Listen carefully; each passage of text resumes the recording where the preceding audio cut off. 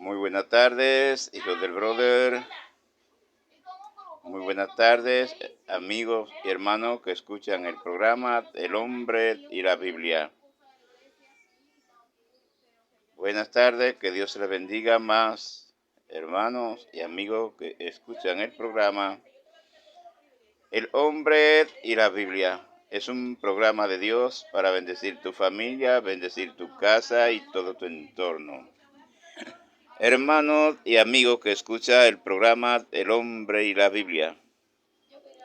Estamos desarrollando dentro del programa El Hombre y la Biblia la serie titulada Las dos teologías de Israel, simiente y descendencia. Son dos teologías diferentes con contenido diferente, simiente y descendencia. Antes de entrar en detalle de este programa, quiero felicitar y saludar a mi pastora Melba, pastora de la Iglesia Pozo de Jacob. Felicitaciones para toda la congregación. Que Dios le bendiga más a cada uno. Hermano y amigo, que Dios te bendiga más. Del programa El Hombre y la Biblia. Continuando con el desarrollo de la serie titulada Las dos teologías de Israel, que son simiente y descendencia. La descendencia tiene un contenido muy diferente a la teología, la simiente. Ahora bien, les recordamos que el método de predicación que usó Moisés, que usaban los profetas, que usó Jesucristo y que usaron los apóstoles, se llama histórico gramatical.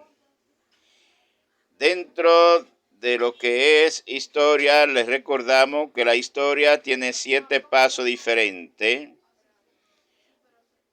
Estos 7 pasos puede hallarlo en la misma Biblia. Uno de esos pasos es antecedentes, origen, causa, consecuencia, personaje, lugar y época. 7 pasos que podemos hallar dentro de la misma Biblia. Te recordamos que la Biblia ella misma se interpreta. No necesita intérprete privado, tampoco necesita calendario litúrgico.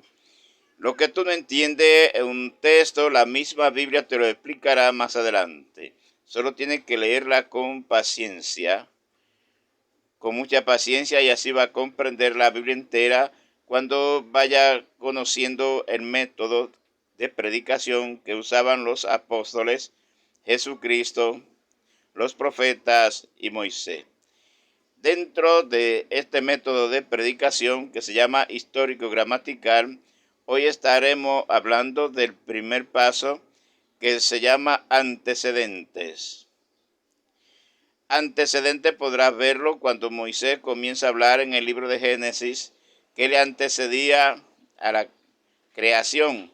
Dice la Biblia que la tierra estaba desordenada y vacía. En el libro, eso es uno de los antecedentes que podemos hallar en lo que hoy llamamos Génesis. También podemos hallar más antecedentes en el libro de Éxodo. Vemos el principal antecedente en el libro de Éxodo, cuando en Éxodo le comienza a hablar, Éxodo 20, habla de esta manera: y habló Jehová Dios diciendo todas estas palabras. Yo soy Jehová Dios que te saqué de la tierra de Egipto. Y está tomando en cuenta la historia, y dentro de la historia le está hablando del antecedente, para que entiendan que antes de ser libre eran esclavos de Egipto. Si usted observa, todos los libros de la Biblia comienzan primero hablando de la historia.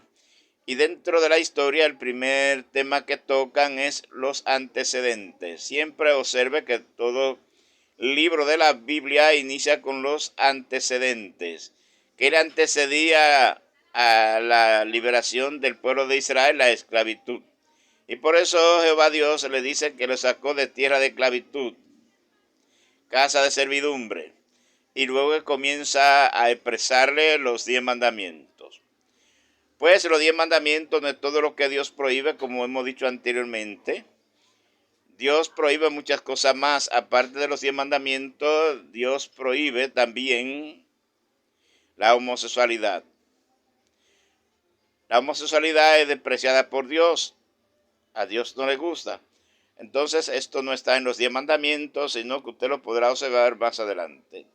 Hay muchas cosas que Dios aborrece que no están contempladas en los 10 mandamientos. Y como no están contempladas en los 10 mandamientos, pura y simplemente Dios más adelante se lo va mostrando. O sea, los 10 mandamientos no es todo lo que Dios prohíbe, pero siempre observe que comienza todo el libro de la Biblia hablando de los antecedentes. Cuando vemos en el libro de Génesis capítulo 3, verso 15, observamos un antecedente. El antecedente ya mencionado era la muerte. La muerte es el antecedente a la promesa que Dios le hizo a Adán y a Eva de que iba a enviar a Jesús a resolver ese problema. Un problema que ocasionaron Adán y Eva. Ese problema se llama desobediencia, la desobediencia de Adán y de Eva. Usted se preguntará por qué Adán y Eva tenían miedo. Claro que sí, tenían que tener miedo porque sabían que Dios le había dicho que el día que comieran del fruto de aquel árbol iban a morir. Entonces la muerte infunde terror. Le iba a hablar Dios a ellos y sabían que era Dios que estaba allí porque le conocían. Miedo a que se aplicara aquella sentencia tenían ellos. Sin embargo, no sabían que Dios tenía un plan diseñado porque sabía que esto iba a ocurrir. Ese plan que Dios tenía diseñado era Jesucristo, que Jesucristo iba a darle vida después de la muerte. Antes de que esto aconteciera, o sea, antes de la desobediencia de Adán y Eva, jamás Jesucristo le dijo a Adán y a Eva que había un plan de restauración. Jamás Dios le había dicho a Adán y a Eva que después de la muerte había vida eterna en Jesucristo y que solo había que aceptar aquella promesa de Dios. O sea, Dios tenía ya planificado el método de la restauración. Dios tenía en su mente ya el plano de la restauración. Entonces, Dios, como todo lo sabe, como todo lo ve, tenía un plan elaborado. Cuando fallaran, le iba a dar la restauración. Dios le dio a Adán y a Eva la restauración. Miren, ustedes pecaron, pero van a tener vida eterna en Jesús. Ese es el plan de Dios. Les voy a dar ahora vida eterna en Jesús después de la muerte. O sea, ustedes fallaron, van a morir, pero después de la muerte viene el plan de vida eterna. Dios siempre tiene una respuesta. Dios siempre tiene la salida al problema que sea. Adán y Eva no sabían de este proyecto de Dios, de que le iba a restaurar.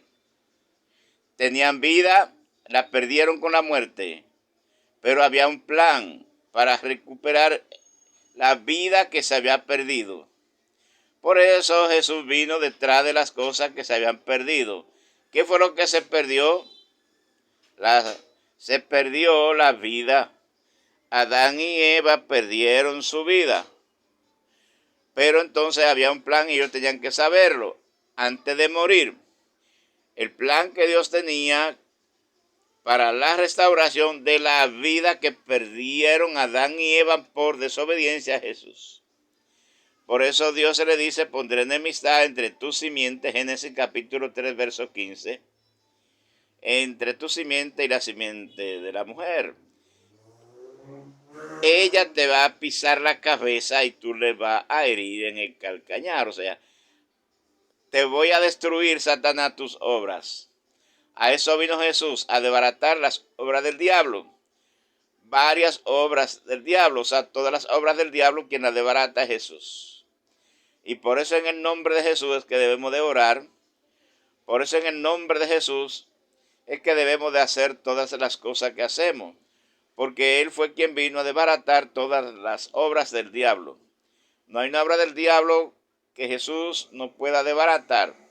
La primera obra del diablo que Jesús vino a desbaratar es la muerte. Jesús dice, van a morir, pero yo le voy a dar vida después de la muerte. Entonces, ¿de qué te sirvió? ¿De qué te sirvió hacer pecar al hombre? ¿De qué te sirvió hacer morir al hombre si el hombre tiene vida después de la muerte? De nada le sirvió a Satanás hacer caer al hombre porque Dios le ofrece vida después de la muerte.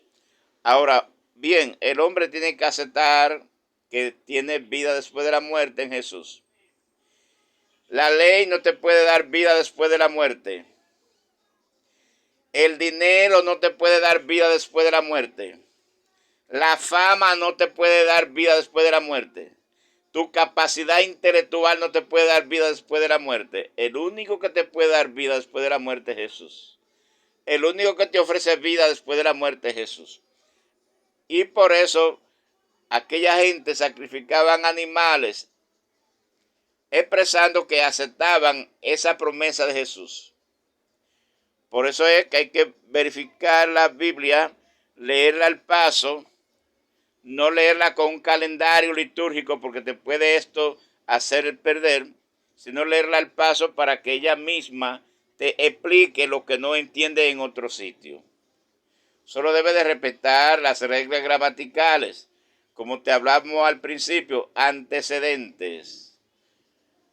Son 7 pasos que tiene la historia. Todos los métodos de predicación no son iguales. El único método que tiene la historia y la gramática se llama histórico-gramatical, que fue usado por Moisés, por los profetas, por Jesús y los apóstoles. Hoy hemos iniciado este proyecto histórico-gramatical. Que Dios te bendiga más. Que Dios te vuelva a bendecir a ti, a tus hijos, a tu casa, todo tu alrededor. Se despide de ti tu hermano y amigo Salomón Almanzar Paulino. Que Dios te bendiga.